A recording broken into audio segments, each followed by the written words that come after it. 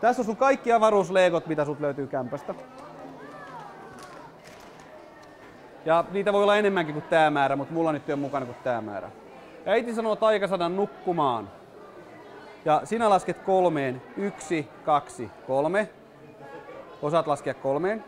Ja isä on tuomari. Tää menee 10 sekunnille monasti, että sun on tosi tarkka. Harjoitellaan kerran. Äiti sanoo nukkumaan.